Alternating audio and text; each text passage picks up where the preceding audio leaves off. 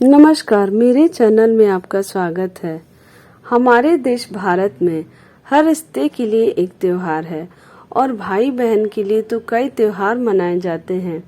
ऐसा ही एक महत्वपूर्ण पर्व है चिड़िया के नाम से प्रचलित रुद्र व्रत को ज्यादातर लड़कियां ही करती हैं।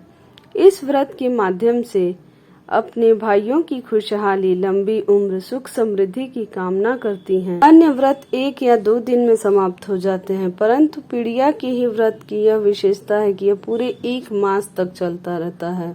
कार्तिक मास के शुक्ल पक्ष के प्रतिपदा से यह व्रत प्रारंभ होता है और अगहन शुक्ल प्रतिपदा को समाप्त होता है।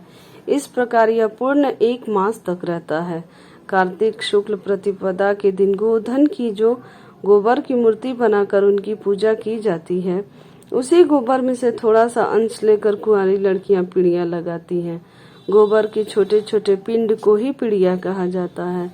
घर की भीतरी दीवार पर गोबर की छोटी छोटी सैकड़ों पीड़िया मनुष्य की आवृत्ति की बनाई जाती है।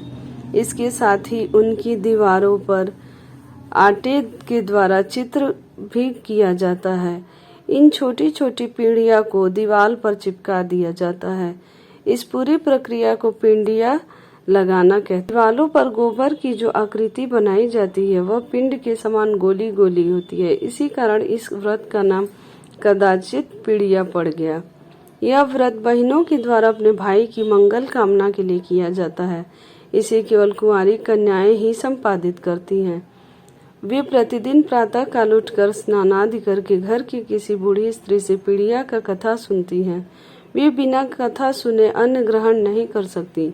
यदि किसी दिन किसी लड़की ने गलती से भोजन कर लिया तो दूसरे दिन उसका प्रायश्चित करना पड़ता है और अगले दिन वो पीड़िया की कथा सुनकर ही भोजन करती है। यही क्रम पूरे 1 मास तक चलता है। अगहन शुक्ल प्रतिपदा को पीड़िया की समाप्ति होती है। इस दिन लड़कियां नए चावल और नए गुड़ से बनी हुई खीर खाती हैं, जिसे गांव में रसियाव कहा जाता है। इस समय वे अपने कानों में रुई रख लेती हैं, जिससे भोजन करते समय कोई शब्द सुनाई न पड़े। भोजन के समय यदि कोई शब्द सुनाई पड़ गया तो वे भोजन करना छोड़ देती हैं। पीड़िया का व्रत बहनों के द्वारा अपने भाई के प्रति अटूट प्रेम का प्रतीक है। अब मैं आप लोगों को पीड़िया की छोटी कहानी सुनाने जा रही हूँ। पीड़िया की छोटी कहानी। एक राजा अपनी रानी के साथ महल में रहते थे। रानी एक सर्प के साथ फंसी हुई थी, इसलिए एक बार रानी और सर्प ने राजा को मारने के लिए षड्यंत्र रचा। सर्प राजा के जूते में घुस जाएगा और जब राजा उस जूते में अपना पैर डालेंगे तो सर्प उसे काट लेगा। उसके बाद सर्प और रानी हमेशा के लिए एक हो जाएंगे। षड्यंत्र के अनुसार सर्प राजा के जूते में जाकर बैठ गया। जब राजा जूता पहनने लगे तो उन्होंने जूते को झाड़ा, जिसकी वजह से सर्प धरती पर गिर गया। राजा और उसके मंत्री ने सर्प को देखा और उसी समय सर्प को मार दिया गया। जब राजा अपनी रानी से मिले तो उन्होंने सारी घटना रानी को सुनाया। यह सुनकर रानी बहुत दुखी हुई और सर्प को मारकर कहाँ फेंका है उसका पता पूछी। राजा ने बताया कि महल के पीछे एक बरगद के पेड़ पर उस सर्प का शव लटका हुआ है। रानी तुरंत वहां गई और सर्प के शव को देखकर राजा से बदला लेने के बारे में सोचने लगी। रानी सर्प के शव को महल में वापस ले आई और उसके 7 टुकड़े कर दिए। उन टुकड़ों में से एक टुकड़े को अपने जूड़े के अंदर, दूसरे को अपने वस्त्र में, एक दिया के नीचे और 4 पलंग के पायों के नीचे छुपा दिया। कुछ दिनों के बाद रानी ने राजा से एक पहेली बूझने को कहा। राजा मान गया और रानी ने वचन लिया कि अगर राजा उस पहेली का सही उत्तर दे दिए तो वे जीवित रहेंगे और रानी खुद आग में जलकर अपने प्राण त्याग देगी। परंतु यदि राजा ने उत्तर नहीं दिया तो राजा स्वयं अपने प्राण त्याग देंगे। पहेली सुनकर राजा असमंजस में फंस गए और सोचे कि अगर वो उत्तर नहीं दे पाए तो उन्हें आग में जलकर मरना होगा। बहुत देर तक वो सोचते रहे, लेकिन उन्हें कुछ समझ नहीं आया। बहुत सोचकर राजा ने रानी से थोड़ा वक्त मांगा ताकि वो अपनी बहन से एक बार मिल सके। रानी उनकी बात को मान ली। राजा अपनी बहन के घर पहुंचे। भाई को देख बहन ने उनके अचानक आने का कारण पूछा। तब भाई ने बताया कि रानी ने एक पहेली बुझाया है और अगर वो पहेली का उत्तर नहीं दे सके तो उनकी मृत्यु हो जाएगी। इस पर बहन ने भाई से पहेली पूछा। पहेली था, एक जूड़ा, एक फुरहुरा, कुछ घाटी और एक बाती। पहेली सुनकर बहन उत्तर सोचने लगी, लेकिन उन्हें कुछ समझ में नहीं आया।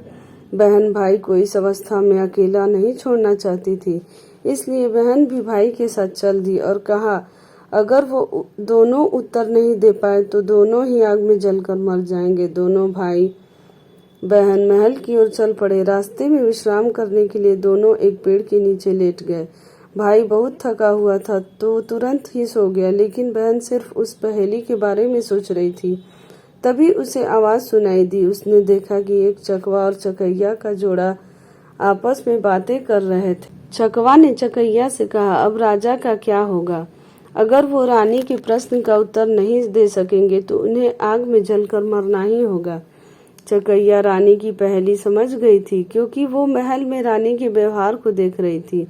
इसलिए चकैया ने भी दुखी होकर बोला, राजा के पहेली का उत्तर खोजना ही पड़ेगा। तभी चकैया ने उस पहेली का उत्तर चकवा को बताया। रानी ने एक मरे सर्प को 7 टुकड़े करके 7 जगह छुपा दिया, एक अपने जूड़े में, एक अपने वस्त्र में, 4 पलंग के पवों में और आखिरी दिया के नीचे। वही 7 जगह राजा को बताना है। यह सब सुनकर बहन सारी बात समझ गई और कुछ देर बाद दोनों महल की ओर निकल पड़े। जब दोनों महल पहुंचते हैं तो बहन अपनी भाभी से पहेली दोहराने को कहती है। पहेली के अनुसार बहन पहले रानी का जूड़ा खोलती है, जिसमें सर्प का एक टुकड़ा गिरता है। फिर बहन ने रानी के वस्त्र को जोर से खींचा और उसमें से एक और टुकड़ा गिरा। बहन उसके बाद पलंग खिंचवाती है और 4 पांवों के नीचे से सर्प के शरीर का 4 भाग मिल जाता है। आखिरी में उनके पलंग के बगल के दीपक को उठाती है और वहां से एक टुकड़ा मिलता है। इस तरह बहन ने पहेली का सही उत्तर देकर अपने भाई को बचा लेती है और आखिरी में रानी को अपना प्राण त्यागना पड़ता है। अगर आपको मेरी यह कथा अच्छी लगी हो तो मेरे चैनल को लाइक करें और सब्सक्राइब करें और शेयर करना ना भूलें।